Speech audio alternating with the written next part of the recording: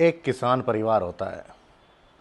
उस किसान परिवार में एक बेटे का जन्म होता है। घर में खुशियां मनाई जाती है। बेटे के सपनों को पूरा करने के लिए किसान दिन रात मेहनत करता है।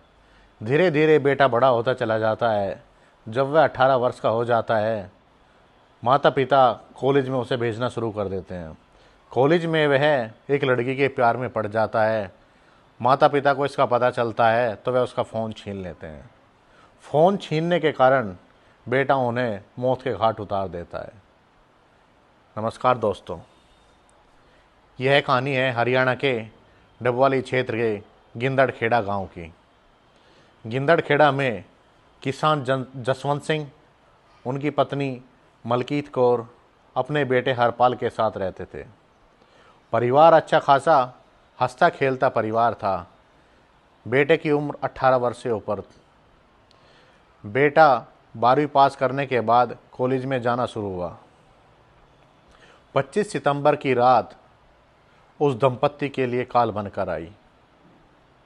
26 सितंबर की सुबह करीब 4 बजे बेटा हरपाल पड़ोस में रहने वाले अपने ताऊ के पास जाता है। ताऊ राम सिंह को वह बताता है कि घर में 2 हथियारबंद बदमाश घुस आए हैं, लूटपाट कर रहे हैं, उसके माता पिता को मारने का प्रयास कर रहे हैं।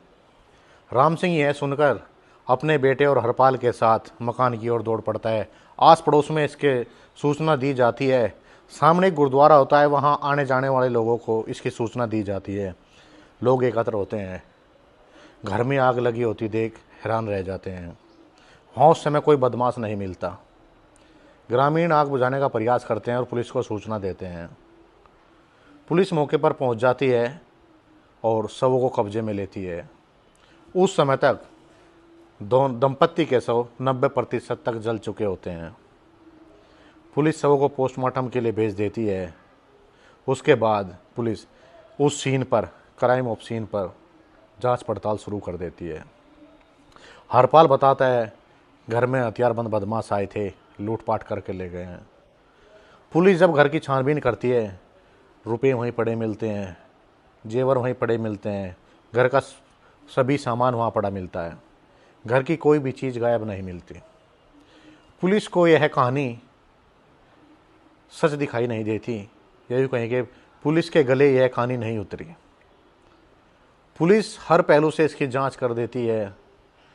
जब पुलिस जांच करती है, ग्रामीणों से बातचीत करती है, कुछ ग्रामीण भी बेटे पर शक जताते हैं। ग्रामीण बेटे को पर शक जताते हुए कहते हैं कि जब माँ बाप मारे तो बेटा कैसे बच गया। पुलिस इसी पहलू पर जांच पड़ताल करने के बाद बेटे को हिरासत में ले लेती है। पुलिस बेटे को हिरासत में लेकर जब पूछताछ करती है तो वह नहीं बताता, उसी कहानी को दोहराता रहता है। उसके बाद पुलिस अपने हिसाब से सख्ती से पूछताछ करती है तो हरपाल टूट जाता है। हरपाल जब खुलासा करता है तो वह चौंकाने वाला होता है, रूहों कँपाने वाला होता है।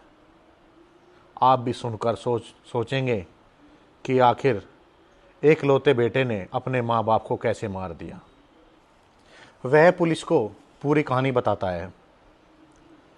पुलिस के अनुसार उस लड़के का प्रेम एक लड़की से था। 12वीं के बाद वह कॉलेज जाता है। उसके माता पिता उसके सपनों को जहां एक तरफ पूरा करने के लिए दिन रात मेहनत कर रहे थे, वहीं वह कॉलेज में जाकर एक लड़की के प्यार में पड़ जाता है। कॉलेज प्रशासन इसकी जानकारी उसके माता पिता को देता है। माता पिता उससे डांटते हैं, उसे फ़ोन पर बात करने के लिए रोकते हैं, लेकिन वह नहीं मानता। इसी बात को लेकर उनके बीच कहासुनी होती रहती थी। एक दिन माता पिता ने उसका फ़ोन छीन लिया तो लड़का गुस्से में आ गया। गुस्से में आने के बाद उसने माता पिता को रास्ते से हटाने की प्लानिंग कर ली। उस लड़के ने ऑनलाइन माध्यम से नींद की गोलियां मंगवाई और लस्सी में अपने माता पिता को दे दी। वह नींद के आगोश में चले गए। 25 सितंबर की रात की यह घटना है। 25 सितंबर की रात्रि करीब 2:30 बजे उसने वारदात को अंजाम दिया। करीब 4 बजे वह अपने ताऊ के यहाँ उस कहानी को जाकर बताता है। जब दोनों नींद के आगोश में बिस्तर पर सोए हुए थे तो घर के इकलौते उस चिराग ने अपने माता पिता के सिर पर घर में रखी लोहे की रॉड से हमला कर दिया। एक बार नहीं, दो बार नहीं, 10-12 वार उसने अपने माता पिता के सर पर किया और मौत के घाट उतार दिया। अपने माता पिता की निर्मम हत्या कर दी। उसके बाद घर में रखे कपड़ों को उनके ऊपर डालकर आग लगा दी। आग लगाकर उसने घर का सारा सामान इधर उधर बिखेर दिया। सामान बिखेर कर वह अपने ताऊ के यहाँ चला गया और पूरी कहानी बताई। अब हकीकत कुछ और थी, कहानी उसने दूसरी बनाई। अपने बुने जाल में वह फंस गया। वह घर का इकलौता चिराग था। उसने महज मोबाइल लेने पर अपने माता पिता को मौत के घाट उतार दिया।